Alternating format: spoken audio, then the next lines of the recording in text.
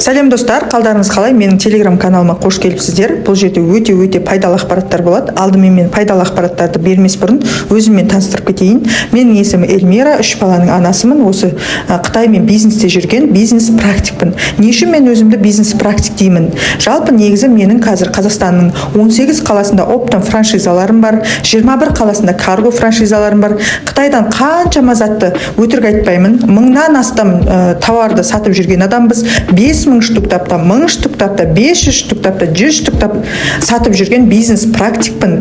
Сондықтан осы жерге маған осы Қытаймен бизнесті қалай бастасам болады, қалай нөлден бастасам болады, неден бастаймыз деген сұрақтарды қоюға келген өте адамдар көп.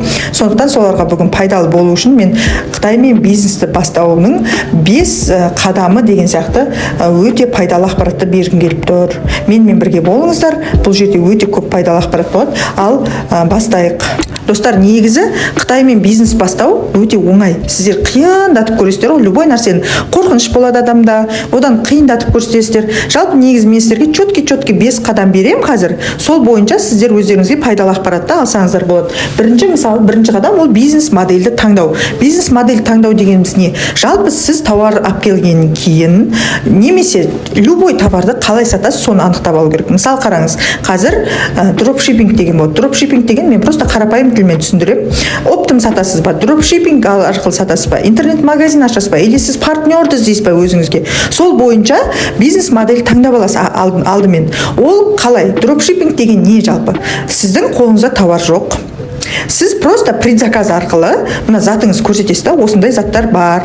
Міне, осындай заттарды мен сізге Қытайдан алып келіп бере аламын деген сияқты аудиторияңызға немесе клиенттерге ұсынасыз. Содан кейін сол затты сол клиенттің ақшасына алып келіп, сол затты тапсыру, аманатын тапсыру, аманатын беру, сол дропшиппинг деп аталады. Просто қарапайым тілмен предзаказ ашасыз, или болмаса біреуден алып, бірінші мына жақта бересіз сіз аудиторияңызға, клиентіңізге, ал оны мысалы барахолкадан алып келіп бересіз деген сияқты дропшиппинг. Қолыңызда зат жоқ, бірақ біреудің клиенттің ақшасымен жұмыс істеуді дропшиппинг деп атайды. Екінші, жаңағы айттым ғой мен, оптом сатасыз ба? Қалай сатасыз, соны анықтап алу керексіз жалпы негіз. Оптом сатасыз, одан кейін интернет-магазин ашуыңыз мүмкін, или болмаса партнер іздеуіңіз мүмкін. Достар, қазір просто қарапайым тілмен айтқым келіп тұр да, мен бірінші модельде қарапайым 1688 сайтын, қытайша ғой, білмейтін көп адам бар. Мысалы, менің өзіме де келеді. Қалай заказ беру керек сол 1688-ден? 1688-де ол дегеніміз, достар, ол заводтар. Ол жерде көп заводтар. Поставщиктер де бар әрине арасында. Ал завод емес, бірақ заводын тауып алсаңыздар, сол заводтың өзінен 1688-дің өзінен заказ бере алмайтын адамдар өте көп. Вот сіздер сондай адамдар тауып аласыздар да, соның магазиніне заттарды заказ беріп бересіз. Оның өзі услуга, мысалы. Мен просто қарапайым тілмен айтатын болсам, былтыр менің інім просто элементарный любой адам білетін Pinduoduo сайтының өзінен біреуге зат заказ беріп берген үшін 1000 теңге алатын әр затынан. Қараңызшы, мысалы біреу үйін ремонттап жатыр, ол Қытайдан заказ бергісі келеді, иә, мысалы. Соған мысалы сіз люстраларын заказ беріп беруіңіз мүмкін сайттардан. Taobao бар, 1688 бар, 1688-де мысалы заводтар бар, WeChat бар қазір, иә. Вот біреуге өзіңіздің услугаңыз көрсетіп, сол арқылы сатып беру дропшиппинг дейді. Сол арқылы сатсаңыздар болады. Бірінші модель кетті. Екінші модель ол ақшаңызды есептеу.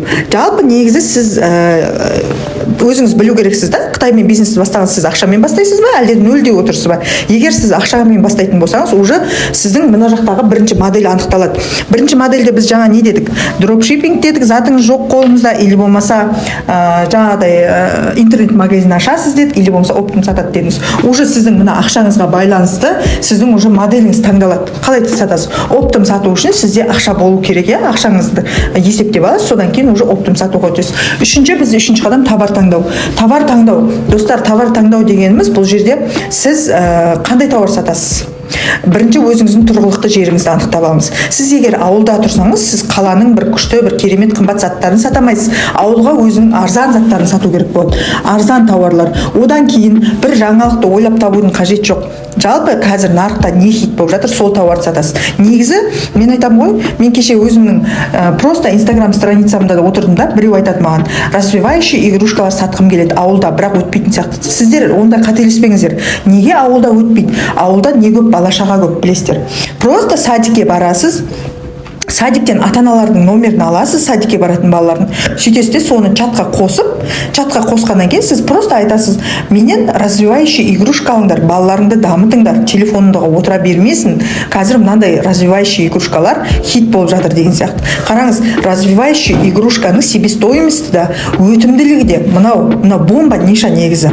Себебі развивающий игрушкалар қымбат емес, а целый 5000 теңгеге дейін барады, даже 600, 700, 800, 900 мың теңгеліктері да бар. Осыларды бала-шағасына аямай алып береді. Тем более қазір бала-шаға деген телефонға әуесі кетіп бара жатыр, ал развивающий игрушка ол дамыту керек.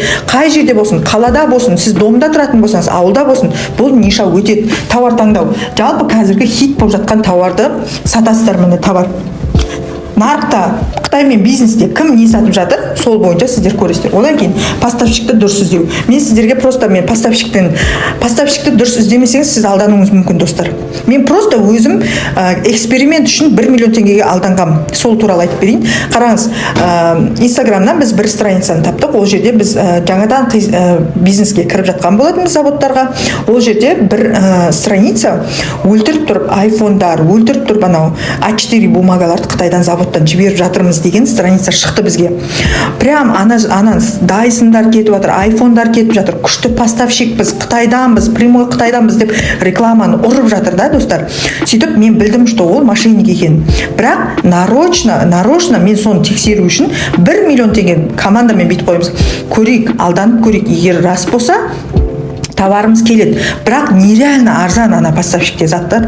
И мен білдім, что оның мошенник екен. Сөйтіп біз 1 миллион теңгеге А4 бумага заказ бердік. Ол бірақ мен алдап тұрғанын білдім. Сонымен ақша да жоқ, поставщик те жоқ, товар да жоқ, басқа болды. Просто бұл жерде поставщиктерді дұрыс таңдамасаңыз, біз еще командамен ақылдастық.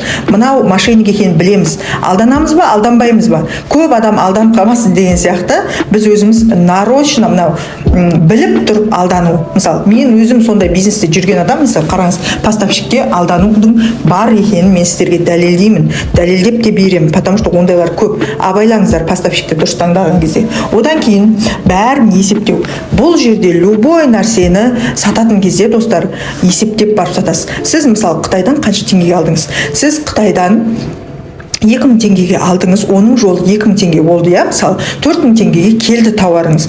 Енді оның жолы, сіздің таксимен кеткені, сол орауыңыз, оның отправкасы барлығы оның шығынына кіреді ғой. Мысалы, сіз егер Каспийде сататын болсаңыз, оның проценті бар. Оның просто, мысалы, бізде адамдар, мысалы, бүйтеді, Каспийде сататын болса 1000 теңге пайда болса болды деп, бірақ оған таксиге, замлерге апаруға дейінгі, замлерге қанша теңгемен оны бір затты арқалап апаруды айтыңыз, оның энергия, оның уақытын айтыңыз. Сондағысы 1000 теңге үшін адамдар сонша ол негізі шығынға кетіп қалады. Оны дұрыс есептемейді адам.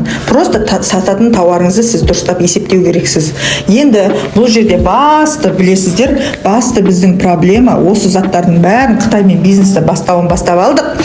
Енді басты проблема бұны сату, любой нәрсені жақсылап сату керексіздер.